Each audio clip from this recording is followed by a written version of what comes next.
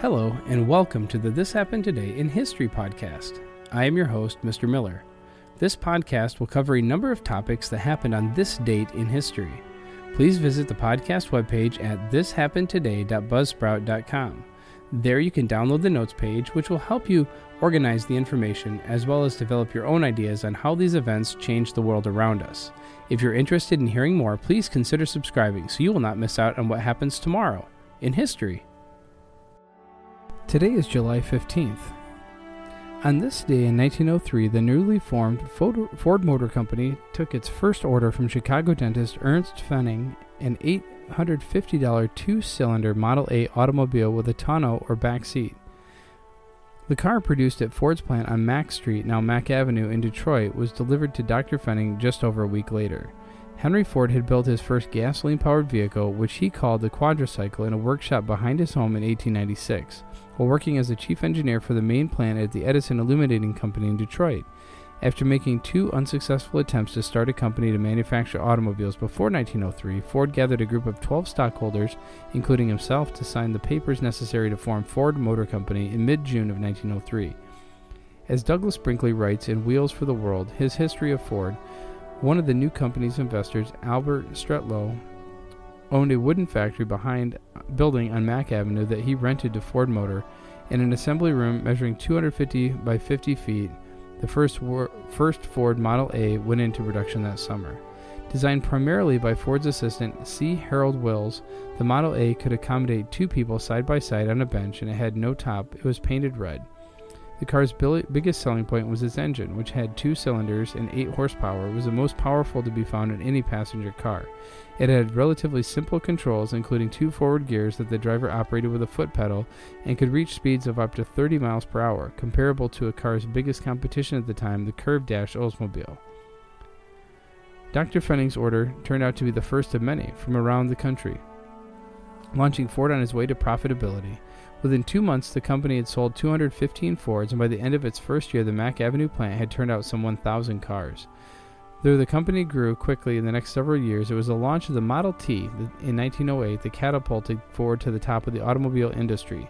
The Lizzie's tremendous popularity kept Ford far ahead of the pack until dwindling sales led to the end of its production in 1927.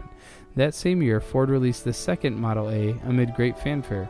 It enjoyed similar success, though the onset of the Great Depression kept its sales from equaling those of the Model T. And in 1954, the Boeing 367-80 made its first flight from Renton Field, southeast of Seattle.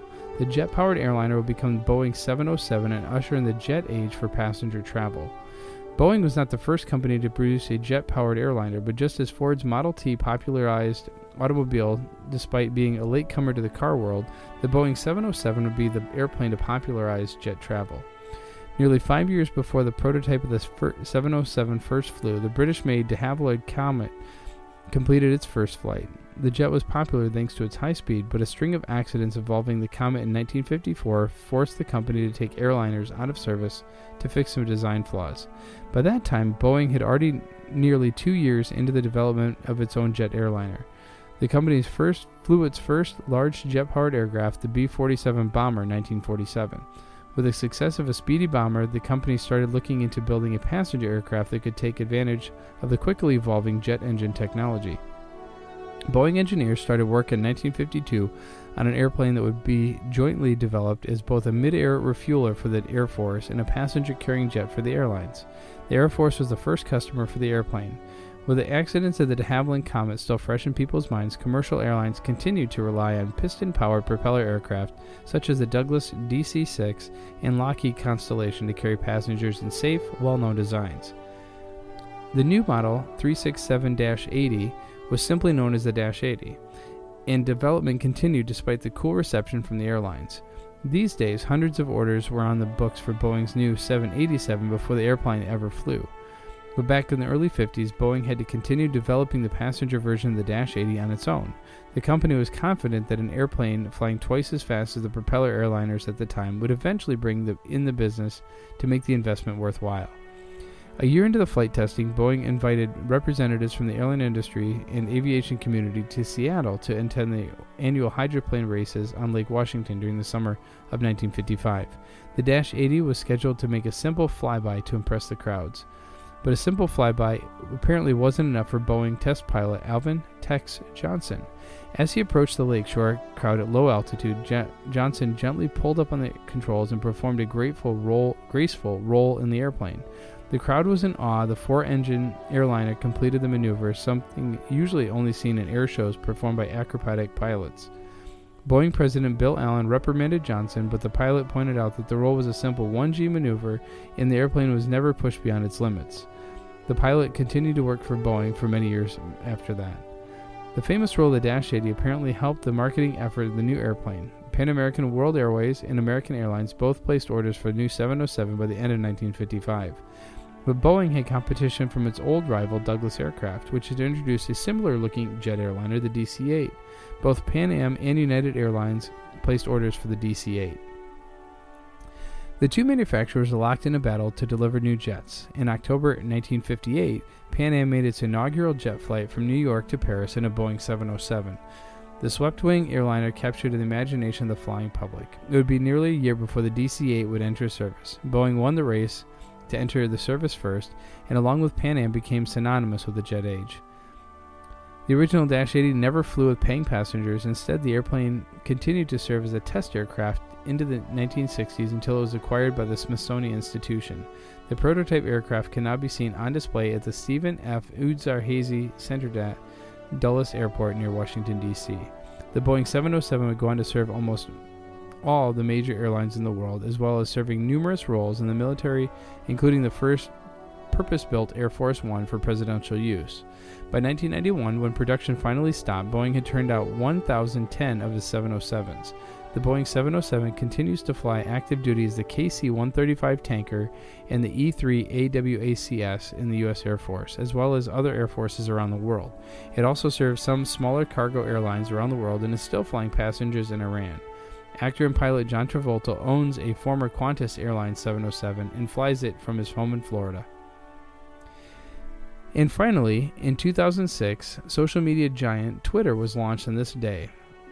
The microblogging website was launched to the public. Since then, it has emerged as one of the biggest social media platforms with millions of active users.